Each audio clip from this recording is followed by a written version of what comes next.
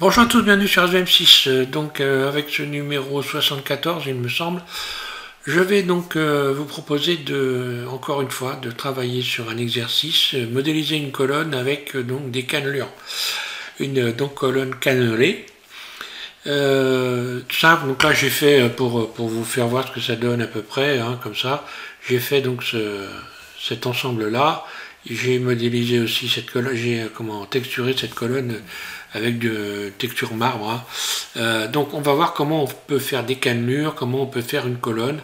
Alors a priori ça a l'air compliqué, en réalité vous allez voir c'est très simple. On va encore travailler sur beaucoup de choses qui concernent les formes. Donc aussi bien au point de vue des pieds, du piétement ici, donc, et puis de la tête de la colonne ici, vous allez voir qu'il y a des choses intéressantes à faire. Je vais repasser sur Blender donc 3.3 et je vous fais cette démo. Voilà, donc on est sur Blender 3.3.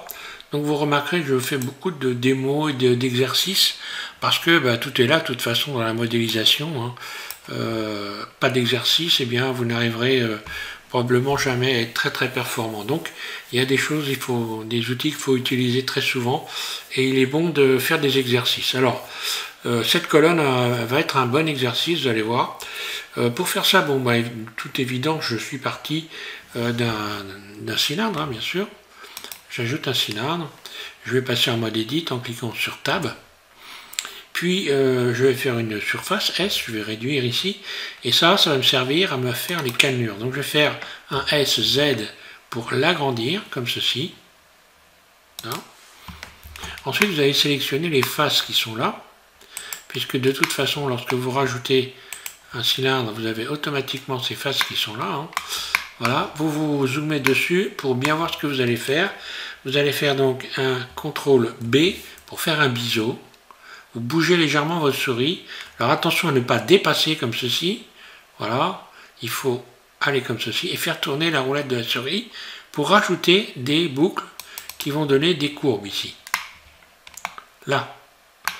Donc ensuite vous faites un A et vous sélectionnez tout. Là. Ensuite vous allez vous mettre en vue de dessus et décaler l'ensemble en faisant un GY, un GX. Vous décalez comme ceci, et ici vous avez, voyez, le curseur 3D qui est resté au centre de la scène. À partir de là, on va aller ici chercher le faire tourner. Un clic gauche dessus, j'appuie en continu, un clic gauche, et je viens faire glisser ma souris sur copie rotation. Voilà ce qui se passe. Vous avez cette espèce de flèche là qui vient s'installer. Vous allez juste cliquer en continu sur le plus, et vous faites tourner légèrement. Comme ceci. Voilà, juste pour décoller les éléments. Ici, vous cliquez sur faire tourner et vous allez choisir le nombre de poteaux en fait que vous allez ajouter. Donc là, je vais en mettre un peu plus. Je vais aller jusqu'à, on va dire, 16. Et là, vous allez taper dans les angles 360 degrés. Vous tapez 360, un clic gauche. Voilà. Là, on a ce qu'il faut pour faire les cannelures. Donc la première chose à contrôler dans tout ça, c'est pour pouvoir faire, puisqu'on va utiliser les effets booléens, la première chose qu'il faut contrôler, c'est d'aller chercher ici, vous passez en mode Edit et vous allez chercher, ou alors bref, moi je vais chercher dans mon menu, hein, vous allez contrôler donc l'orientation des faces. Donc qu'est-ce qu'on voit ici? L'orientation, je repasse en mode Edit, hein, elles sont rouges, donc l'orientation des faces, on peut l'avoir en allant ici et en cochant cette case. Hein. Voilà. On coche cette case et là on voit bien que les faces, ce sont des faces intérieures qui sont à l'extérieur. Donc vous allez faire un Shift N en sélectionnant tout bien sûr. Donc Shift, puis Shift, puis Shift N, voilà. Donc j'ai fait Tab pour contourner tout. Shift N, voilà, tout est en bleu, c'est bon. Ici, je vais pouvoir repasser en mode objet. Je clique donc sur Tab. Je me mets en vue dessus et je vais rajouter un cylindre. Donc, je rajoute un cylindre. Donc, on fait par exemple Shift A, maillage, voilà, et cylindre. Là. Mon cylindre est en plein milieu ici, il est de la bonne... les faces sont bien orientées puisque c'est bleu. Je vais faire donc, je passe en mode Edit, il est donc tout sélectionné, je vais faire une surface pour venir coller à la moitié à peu près des petits cylindres qui sont autour. Donc là vous commencez à comprendre ce que je vais faire. Je me mets en vue 1, donc je clique sur le 1, puis je vais faire une SZ pour venir agrandir comme ceci. Là. Toujours je vais contrôler s'il n'y a pas des doublons. By distance, il n'y en a pas, on voit marqué 0 ici. Voilà, quand même, je fais un petit contrôle, ça coûte rien des fois, ça évite de chercher des... pourquoi on a des problèmes. Voilà. Une fois qu'on a tout ça qui est bien conforme, donc on va quand même ici rajouter une boucle en plein milieu. Donc bon, bah, je vais le faire comme ça pour qu'on puisse bien voir. Je sélectionne mon cylindre, je clique sur la barre slash de mon pavé numérique et je clique sur Tab pour aller en mode Edit, ce qui permet de cacher les cannelures, en fait, ce qui va servir de cannelure. Ensuite, vous allez rajouter une boucle ici, en faisant donc Shift R, genre CTRL R, pardon, un clic gauche, et puis on fait un CTRL B pour venir séparer comme ceci. On fait tourner la roulette de la souris pour n'avoir que deux boucles qui vont se retrouver en haut ici. Et ces deux boucles-là, on les sélectionne, et on va faire une autre fois un CTRL B, ce qui va permettre, on rajoute un peu de boucle comme ceci en faisant tourner la roulette de la souris. Ça va permettre que les cannelures ne viennent pas déformer là-haut, en haut ici la colonne. Donc si je repasse en mode objet, je vais faire également, je vais faire un ombrage lissé. Donc l'ombrage lissé, je rappelle qu'on peut le retrouver ici en allant cocher ici normal et en cochant ombrage auto lissé. Là, donc j'ai une surface lisse, je rappuie sur la barre slash de mon pavé numérique pour rappeler ici donc les cannelures, ce qui va servir de cannelure. Puis je sélectionne d'abord les cannelures en faisant un clic droit, puis ensuite j'appuie sur Shift en continu et je fais un clic droit sur le cylindre. Là on voit que donc ce qui va servir de cannelure ici est en rouge, est entouré de rouge, alors que ici le cylindre est entouré de jaune. Et maintenant je n'ai plus qu'à faire. Alors attention, pour que ça marche, il faut surtout ici dans les préférences, il faut avoir coché dans les addons, il faut avoir coché Bool Tool. Vous allez trouver alors là il suffit de taper par exemple ici B Bool. Voilà, on va avoir quelque chose par là, Bool Tool probablement. Je vais me rajouter un O pour voir. Où est Bool Tool? Voilà, Bool Tool. Ici, il faut avoir coché ici cette case, sinon ça ne fonctionnera pas pour les raccourcis clavier. Puisque moi, je n'utilise que les raccourcis clavier, je rappelle déjà, toujours au maximum. Donc voilà, je vais refermer cette fenêtre-là. Voilà. Donc, une fois que vous avez bien coché Bool Tool, ici vous allez pouvoir, donc maintenant vous avez coché, donc sélectionner les barrettes, et puis ici, donc, enfin les cannelures, et ici, donc, le cylindre. Je vais faire donc un Shift CTRL moins. Voilà. Donc, ma colonne est cannelée, et vous voyez qu'elle n'a pas de déformation ici, elle est propre. Alors, cette colonne, on peut lui donner différentes formes. On va faire une colonne simple, par exemple, je sais pas moi, le type de colonne que l'on utiliserait pour poser un pot de fleurs ou poser un buste, par exemple. On va faire une chose simple. Je vais commencer par là. Donc là, il faudrait que je sélectionne par exemple cette arête-là. Là.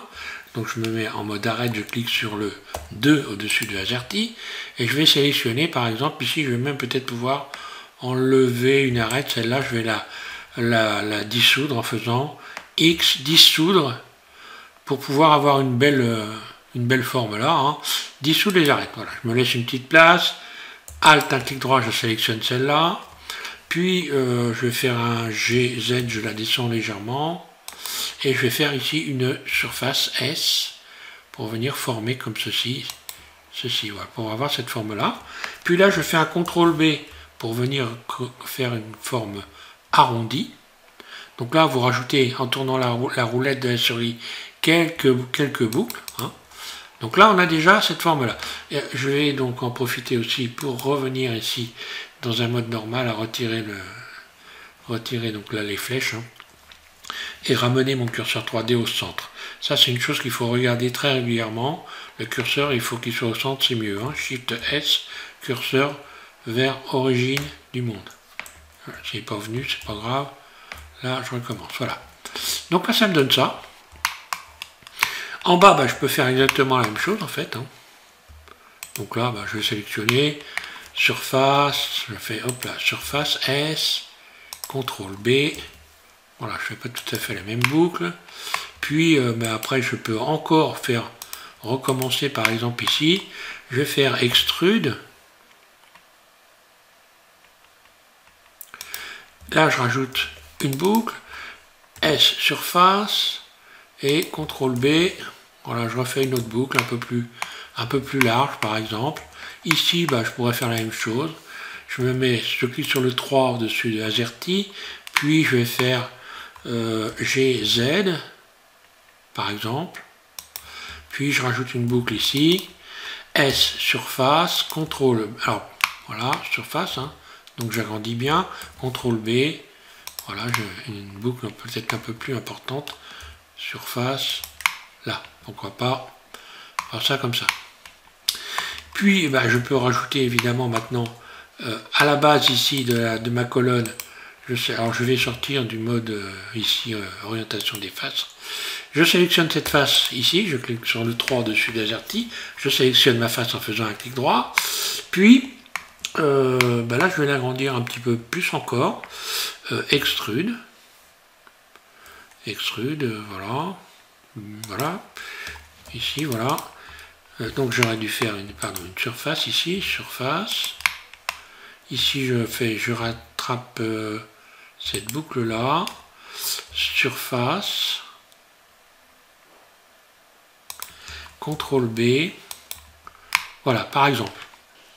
Maintenant je vais pouvoir rajouter, alors je resélectionne ici cette face en dessous, et je vais ramener le curseur pour aller rechercher des objets. Alors il y a une chose qu'il faut toujours faire pour ne pas perdre de temps, et c'est toujours choisir l'endroit où vous allez positionner le nouvel objet que vous allez rechercher. On voit que les objets viennent toujours se positionner où se situe le curseur 3D, donc si moi je veux mettre un cube ici en dessous, eh bien il va falloir que j'amène mon curseur 3D ici sur cette surface en dessous. Je vais mettre en vue de dessous, CTRL 7. Puis je fais un clic gauche ici en plein milieu. Là, mon curseur, regardez, il est positionné sur la plaque. Si je viens chercher en faisant un Shift A, si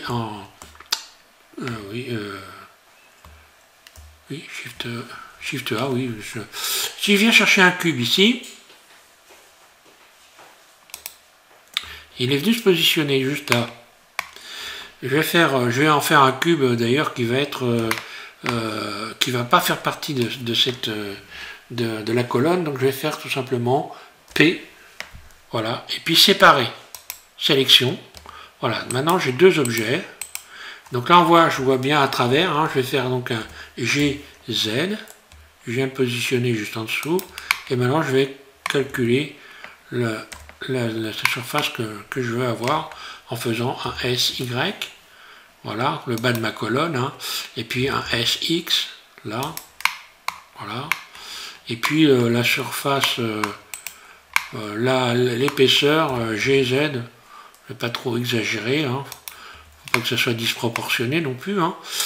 Donc ce cube, je vais faire en sorte qu'il passe qui passe par-dessus, qui vienne, voilà, je mets en mode transparent, vue 1, voilà, il faut qu'il rentre dans la colonne.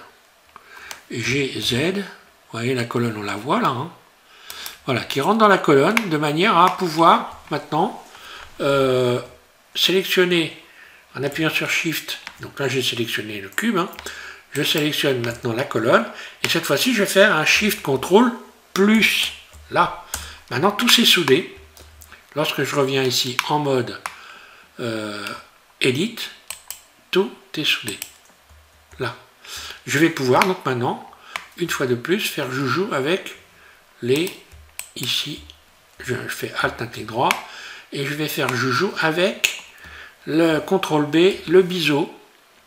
Voilà. Et là, cette fois-ci, je vais faire un biseau un peu différent. Donc cette fenêtre est venue s'ouvrir. Donc je vais renverser le biseau déjà. Donc là, on voit ici la forme. Vous voyez le forme. Vous pouvez inverser la forme ici. Là. Donc là, je n'en rajoute pas trop. Hein. Je pouvais inverser la forme, je vais revenir en arrière. Je recommence, je vais faire un CTRL B, je vais rajouter un peu plus de boucles. Là, pour avoir une belle forme, comme ceci. Voilà, après je peux continuer à jouer avec les formes éventuellement. Hein. Ici, je pourrais, pourquoi pas rajouter une boucle. Je vais tenter quelque chose en faisant une surface, CTRL B, mais inverser inverser ici la forme. Là, ça me donnera ça. Je peux, cette forme également, je reviens en arrière, je peux aussi, il faut y penser à ça. Si je fais CTRL B, voilà, ici dans cette fenêtre, je peux aller personnaliser. Alors, je clique sur personnaliser, et là, hop là, je mets, voilà, qu'on voit bien, sur personnaliser, et je vais aller ici, voilà, ramener cette... ici, en cliquant, en faisant des clics gauche, je rajoute des points sur cette ligne là. Et si je déplace les points, vous allez voir ce qui va se passer. Regardez bien. Vous voyez que ici, je crée des formes. Donc là, après, c'est à travailler. Hein. Vous voyez que là, j'ai créé des formes. On peut faire toutes sortes de formes. Hein. Alors, une fois qu'on a fait ça, bah, je vais lisser l'objet. Hein. Donc ombrage lissé, voilà. Vous voyez, voilà ce que ça a donné comme forme ici. Hein. Là, on le voit mieux quand c'est lissé. Je peux toujours hein, ici, par exemple, sélectionner cette boucle-là, double G. Puis je vais faire par exemple une surface, comme ceci, un CTRL B. Donc là, il faut savoir que la forme que j'ai créée est toujours utilisée. Hein. Donc si je veux revenir à une forme basique, là on voit ce que ça donne. Hein. Par exemple ici, voilà, je vais faire une petite surface comme ceci. Et CTRL B, on va voir que je crée encore là des formes. Voilà, qui ont rapport avec la forme que j'ai donnée sur la petite fenêtre qui est là. Voilà. Voilà, donc après, ben, on peut encore une fois de plus, par exemple, si je voulais agrandir cette partie-là, ben, je pourrais toujours sélectionner, donc en mode face ici, hein, donc 3 au-dessus AZERTY, CTRL plus, je sélectionne toute cette forme-là, jusqu'à temps que j'arrive en bas ici, CTRL plus, voilà, et là je pourrais faire toujours une surface, voilà, alors, une surface, voilà ce que ça donne, donc là, en faisant cette surface là, ça risque de me manger un petit peu, donc je vais faire Alt S, non, surface directement, voilà, et puis Z un petit peu, voilà,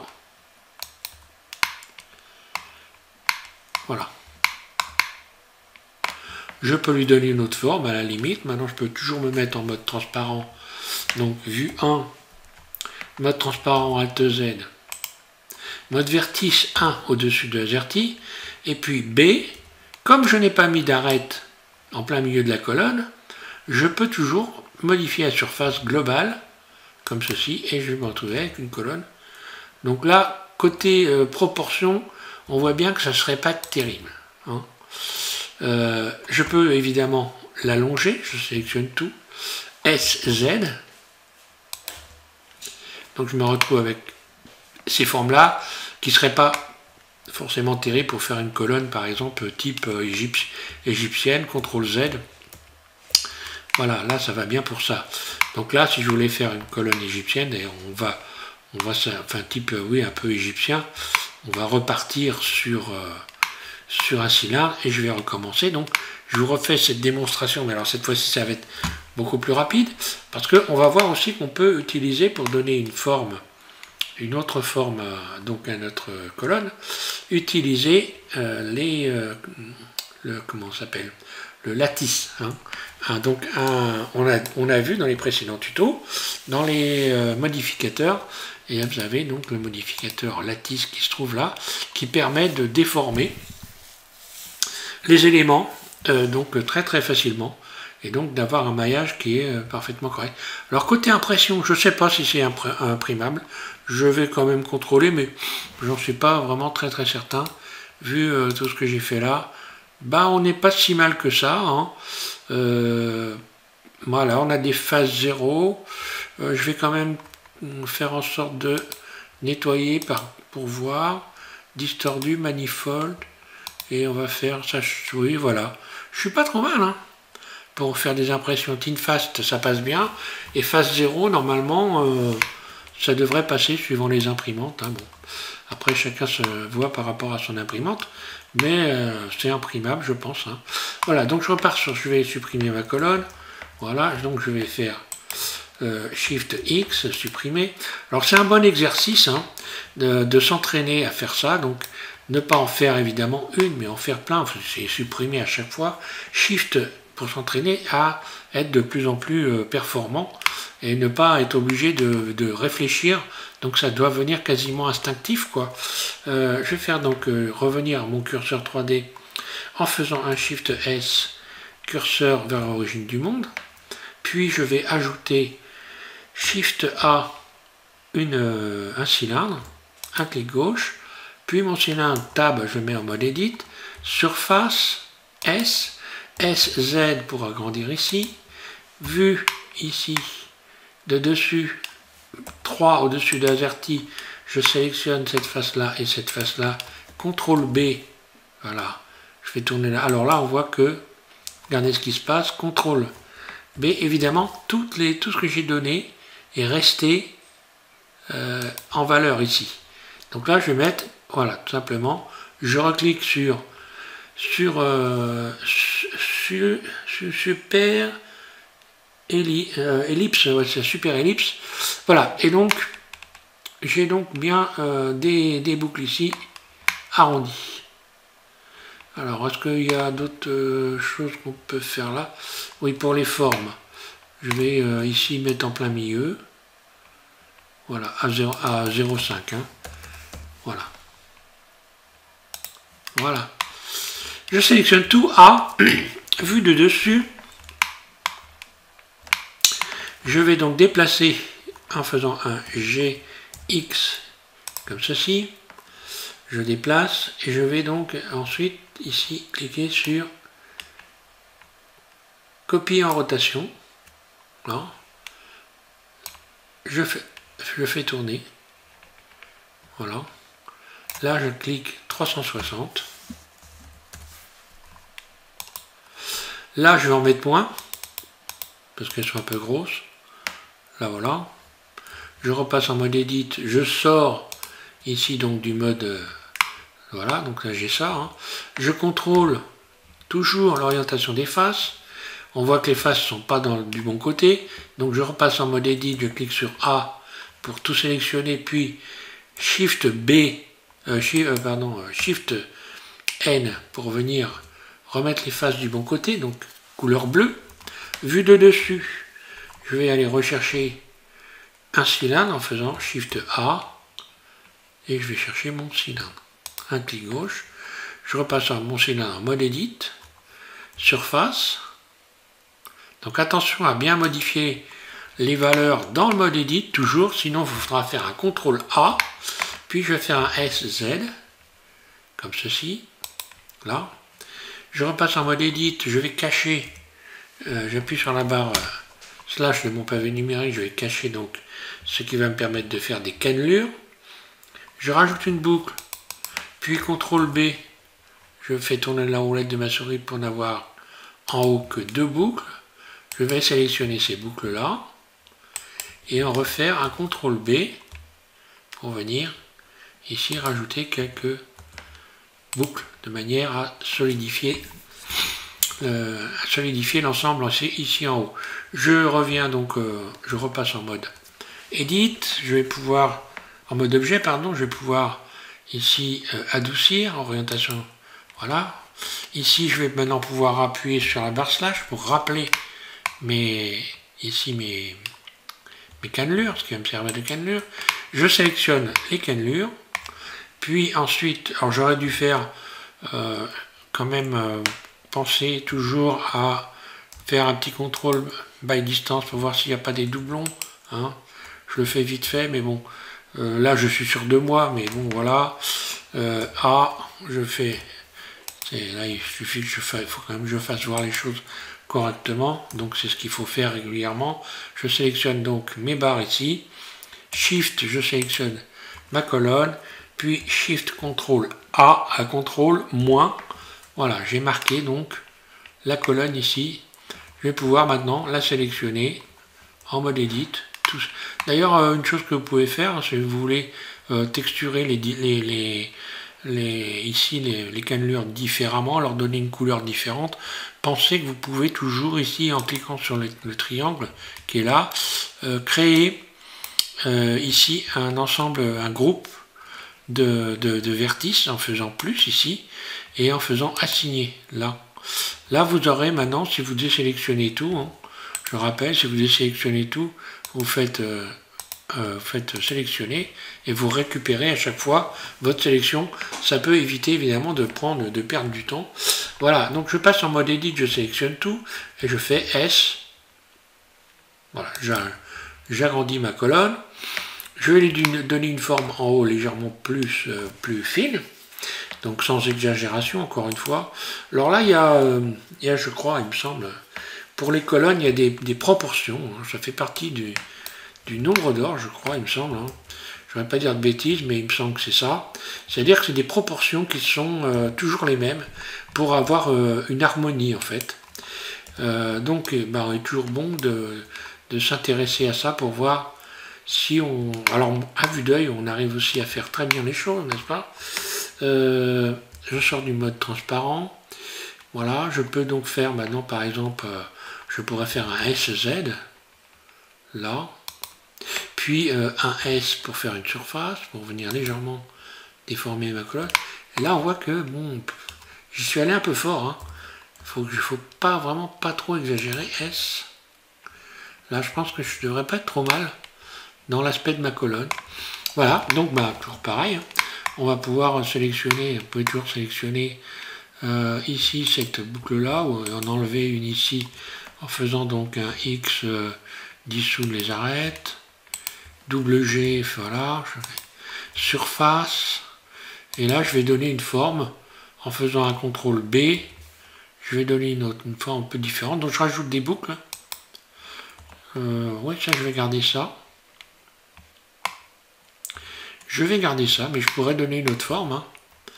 Toujours pareil en allant tout simplement modifier les dessins, hein. Je vais le faire ici, tiens, on va voir comme ça. Voilà. Surface, double G, je remets au milieu. Surface, CTRL B. Et là, je vais changer un peu la forme. Personnaliser. Alors, donc, les valeurs sont restées. Ce qu'on voit, c'est que les valeurs sont restées. Je peux regarder ce que ça donne. Hein. Alors là, il faut que je revienne en arrière. Hein. CTRL B.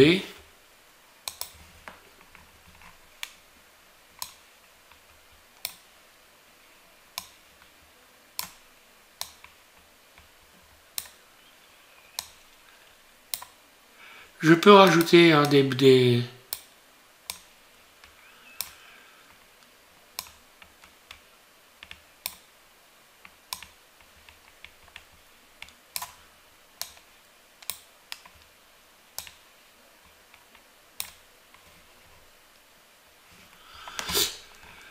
Je vais retourner ça parce que j'ai l'impression que... Oui, ah non. Donc tiens, là il y a une chose qu'il faut savoir, c'est que ça peut plus marcher, donc bon, je vais revenir ici, c'est pas grave, enfin voilà, on peut s'amuser à modifier ça. Hein. Voilà. Ben, je vais maintenant rajouter donc, alors toujours pareil, on sélectionne ici un élément, cette face là, on va ramener le curseur 3D sur cette face là, je vais mettre en vue de dessous, là, je sélectionne donc, je fais un clic gauche pour ramener mon curseur ici en dessous, puis je vais pouvoir aller chercher maintenant, Shift A, un cube, qui est venu se passer en dessous, vue 1, donc là je pourrais même d'ailleurs, je vais le supprimer, hein. Shift X, pardon, supprimer, X sommet, voilà. Je peux passer maintenant en mode objet et rajouter mon cube directement dans le mode objet. Shift A, je vais chercher mon cube, là, voilà. Donc S, X, S, Y, S, Z,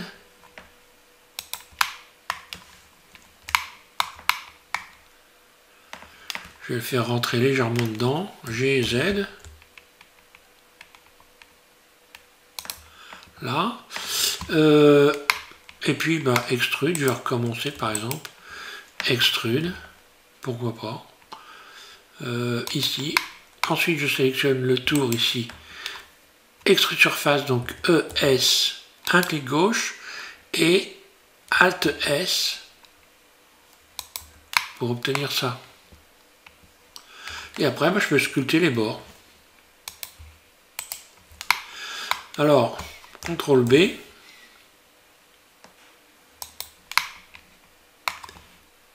Alors là, qu'est-ce qu'on voit en fait? On voit que eh bien, le biseau ne fonctionne pas. Pourquoi? J'ai transformé ce cube dans le mode objet. Et ça, il ne faut pas le faire. Donc je vais faire une chose simple. Je vais faire un CTRL A pour valider toutes les transformations. Ici, je vais faire toute transformation. Un clic gauche. Voilà, toutes les transformations sont validées. Donc là, il aurait mieux valu même d'ailleurs que je revienne en arrière. Là, je repasse dans le mode objet et je vais valider CTRL A toutes les transformations. Là, maintenant quand je vais faire mon biseau, regardez ce qui va se passer. Mon biseau était à plat et maintenant il est redevenu normal. Voilà, donc je vais renverser ici la forme pour venir creuser, par exemple. Ici, je vais faire un CTRL B. Je peux faire ça, ça me donne ça. Mais je préférerais renverser la forme ici, voilà, pour avoir ça. Et puis celle-là.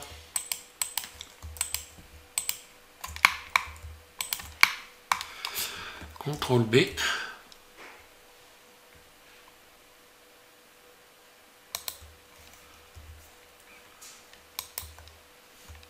Surface, hein, j'ai fait une surface, voilà.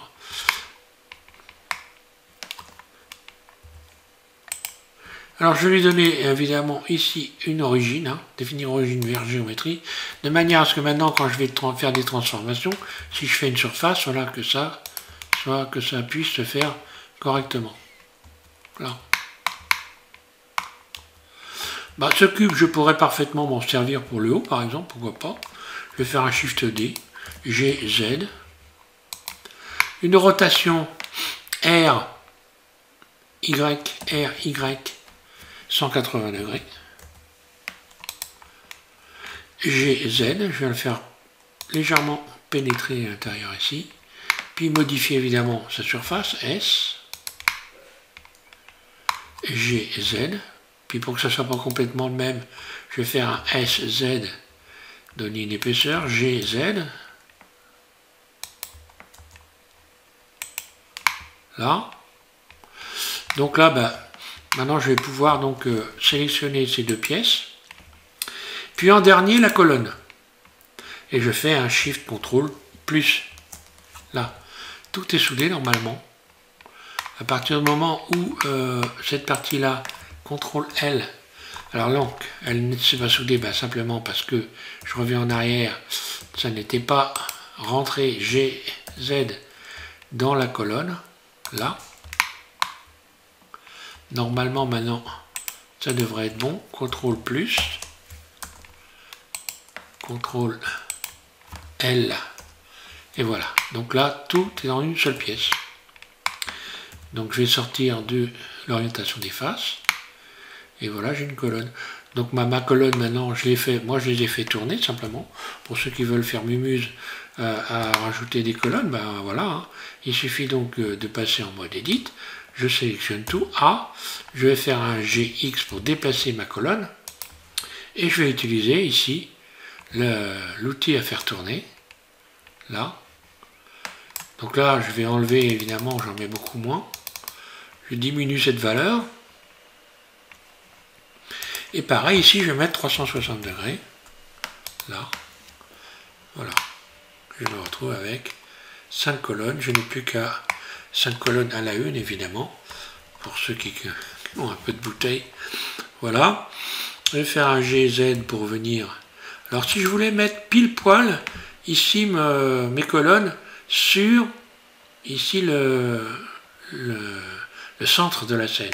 Je vais faire un Shift S, curseur vers origine du monde. Donc Shift S, curseur vers origine du monde, voilà. Et donc ici mes colonnes, je vais me passer en mode Edit. Je sélectionne par exemple ces faces qui sont en dessous là. 3, celle-là, celle-là, celle-là, celle-là et celle-là. Et je vais faire Shift S, curseur vers sélection. Donc là, le curseur 3D est venu se positionner en plein milieu.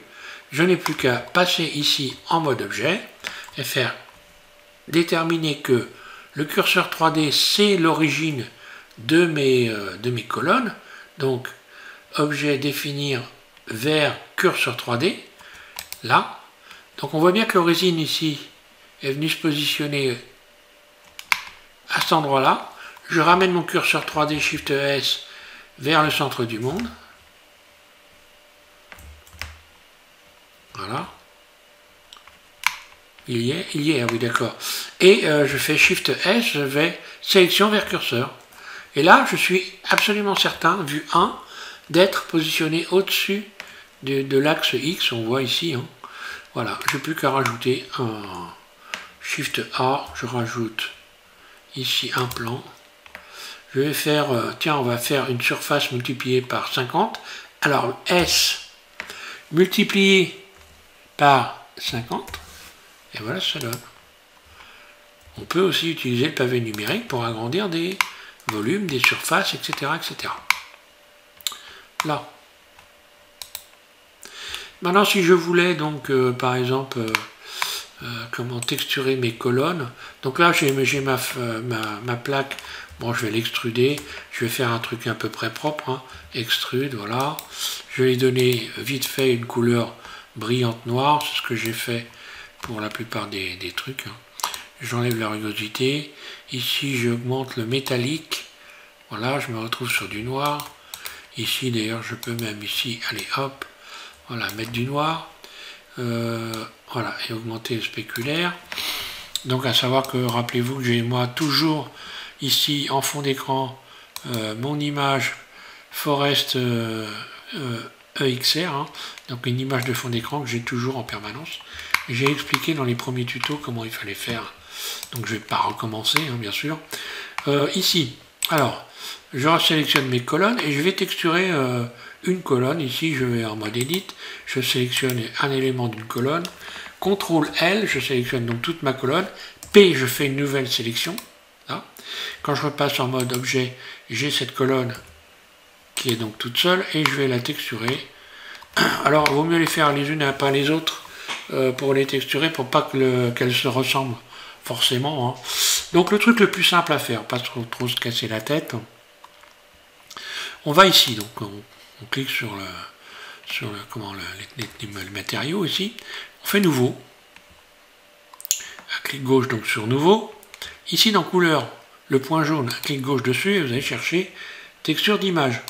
Là. Texture d'image, vous voyez que ça s'est mis en noir. Donc il faut aller ouvrir une image, évidemment. Donc moi je suis allé chercher des images dans mes textures. Donc moi j'ai texture. Ah ben je suis en plein dessus, donc ça tombe très bien. Non, je suis pas de texture. Ça Ça c'est quoi? Non, c'est texture forest, texture au cochon, mettre texture.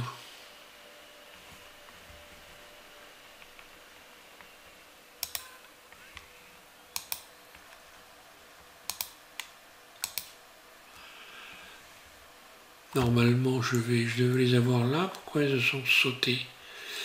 Forest, texture.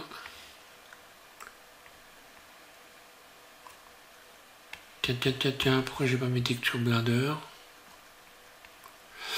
Donc le chemin apparemment s'est perdu. Donc je n'ai plus qu'à retourner pour... Ah voilà, texture Blender, je dis des bêtises. Ouvrir, voilà. Alors je vais chercher donc dans mes textures du bois, du marbre. Je devrais avoir quelque chose de marbre là-dedans. Ah non. Où sont mes textures? Je suis plus dans le...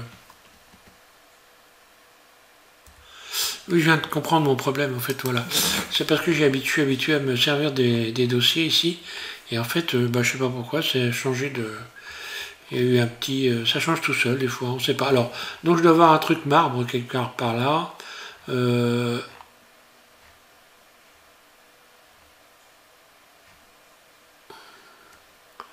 Texture marbre, où es-tu marbre? Un bois.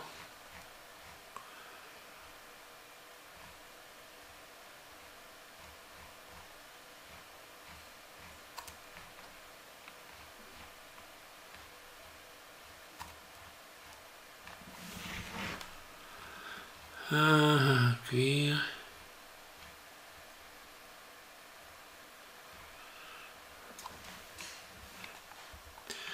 Voilà, j'ai fini par retrouver mes textures marbre, voilà. Donc je vais prendre celle-là par exemple, voilà, je clique dessus, ouvrir. Non. Donc on voit ce qui s'est passé. Elle est bien venue se positionner dessus, sauf que bon, on voit bien que c'est pas très joli comme dessin. Pourquoi c'est pas très joli? Simplement il faut un mode d'application de la texture. Donc là c'est venu s'appliquer, on va dire, bon an, mal an, comme ça vient, quoi. Donc il faut trouver le moyen de la bonne application. Donc très souvent il y a des choses simples pour appliquer les textures facilement. Vous passez en mode edit, vous sélectionnez tout. Et vous allez donc ici, alors on va passer ici dans UV Editing, voilà. Donc ce qui se passe, c'est qu'on voit ici donc tous les éléments de la colonne qui sont positionnés les uns sur les autres, n'est-ce pas? Et on va changer de mode d'application en allant ici dans UV, donc dans cette fenêtre là. Dans UV, vous allez... alors ça marche très souvent, projection cubique. Moi c'est ce que je fais quand même assez souvent, parce que voilà, ça permet d'avoir très rapidement quelque chose de pas trop mal. Donc je vais également tout sélectionner. Alors après je peux sélectionner les éléments les uns après les autres là-dedans. Par exemple je fais un clic droit ici, je fais un CTRL L, ou CTRL plus, pardon, CTRL L, non c'est bon, ouais. C, alors je vais rajouter un peu plus ici, CTRL L, voilà. Et puis par exemple je peux déplacer en faisant un G, je pourrais déplacer ici, et si on regarde bien, vous allez voir ce qui se passe ici dans la fenêtre, G, vous voyez, je peux positionner, par exemple, cet ensemble-là. Si j'agrandis la surface S, je vais modifier. Donc il faut faire attention à garder quand même un aspect pierre, hein, enfin un aspect correct. Après on peut déplacer tous les éléments. Hein. Si je fais un C ici, voilà, je sélectionne ça par exemple. Donc là ça correspond au haut de la colonne. Je fais un G. Voilà. Hein. Donc là je vais garder ça par contre. Et puis tout simplement c'est du marbre, donc je vais y mettre de la brillance. Ici on a spéculaire, donc spéculaire, hein. Voilà, je mets du spéculaire, rugosité j'enlève, et voilà, je me retrouve donc avec ici une colonne brillante, marbre. Je vais également penser toujours à adoucir, hein. Voilà, ombrage lissé, et voilà, ma colonne est tout à fait correcte. Après, on peut aller choisir des tons de pierre, enfin voilà. Vous pouvez rajouter donc aussi une caméra. Vous faites ajouter, caméra. Vous reculez légèrement, vous faites un CTRL ALT 0. Puis vous pouvez maintenant faire G pour faire bouger la caméra. Modifier ici l'angle de la caméra en allant dans cette fenêtre ici. Et puis voilà, vous pouvez zoomer, dézoomer. Et puis faire un G, voilà, je bouge la souris et vous faire un F12 pour obtenir une photo. Donc si vous voulez avoir éliminé le fond d'écran, l'image, mais garder tout ce qui concerne l'image Forest ici, donc si vous l'avez téléchargé, vous allez dans volume, vous faites ici dans visibilité du rayon, vous décochez caméra et lorsque vous allez faire un F12, bien vous allez avoir un fond noir. Voilà. Voilà pour ce petit tuto, donc à travailler, évidemment, s'entraîner jusqu'à temps que, grosso, vous soyez capable de le faire sans qu'il y ait de défauts, de bugs, de machin, donc que ça devienne instinctif, il y a des arrivées, voilà, donc ne rien oublier, quoi, en quelque sorte c'est ça, ne rien oublier, pour arriver à faire un truc sans anicroche tout au long de la modélisation pour bien garder en mémoire tout ce que vous allez faire. Donc on voit dans cette petite expérience tout ce qu'on peut faire avec les effets booléens. Donc les effets booléens, c'est le fait de retirer de la matière d'un objet par rapport avec la matière d'un autre objet.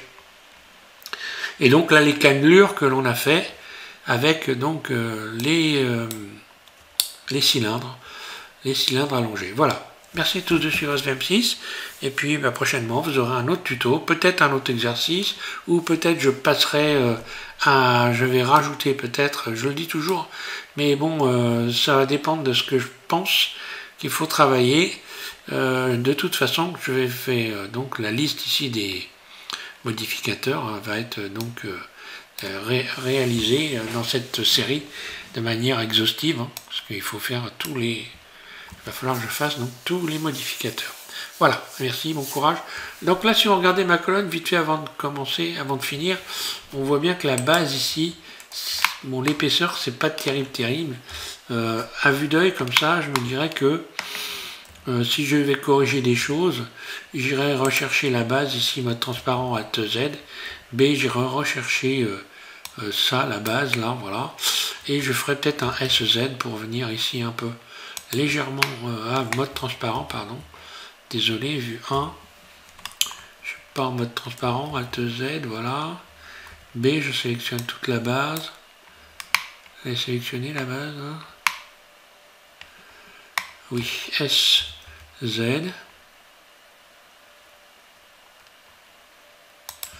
Puis l'ensemble AGZ.